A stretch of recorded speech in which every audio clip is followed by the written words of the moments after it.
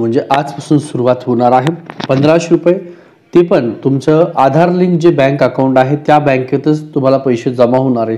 आतापर्यंत तुम्हाला 7500 आले असतील, 9000 रुपये आले असतील, ज्या बँक अकाउंटमध्ये आले आहेत त्याच बँक अकाउंटवर 2,40,00,000 महिलांच्या खात्यात 7वा हप्ता जमा होणार आहे 1500 रुपये।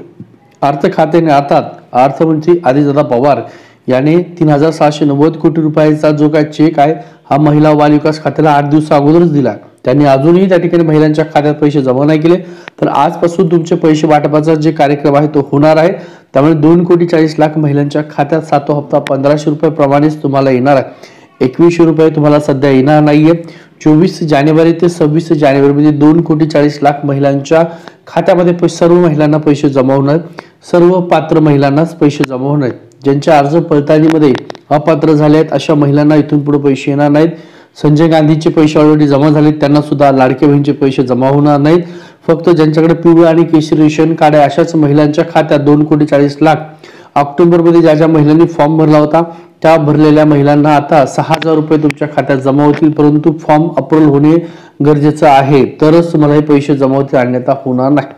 त्यासोबत डिसेंबर मध्ये ज्या महिलांना पैसे नव्हते मिळाले अशा महिलांना आता हा तुमचा जानेवारीचा हप्ता 3,000 रुपये जमा होणार आहे, डिसेंबर आणि जानेवारी दोन्ही महिन्याचा मिळून। त्यासोबत एकूण 2,40,00,000 महिला आहेत। त्यासोबत अन्नपूर्णा योजना, या अन्नपूर्णा योजना सुद्धा 3 मोफत गॅस सिलेंडरचे काही महिलांना 818 जमा झाले, 1500 300 असे पैसे जमा होत आहेत। तुम्हाला सुद्धा जमा झाले की त्याची सुद्धा एक कमेंट करून द्या, कारण डीबीटी लिंक बँकेच्या खात्यात तुमचे पैसे जमा होतात। त्यामुळे अजून ज्या महिलांना त्या ठिकाणी पैसे जमा झाले असेल तर आधार श्रेणी तुमचं ऍक्टिव्ह आहे का चेक करा आणि सर्व पात्र महिलांच्या खात्यात पैसे आजपासून जमा व्हायला सुरुवात होईल। 2 दिवस अगोदर संजय गांधी निराधार योजनेची सुद्धा महिलांना 1500 रुपये जमा झाले। त्या महिलांना आता लाडक्या बहिणीचे पैसे जमा होणार नाही।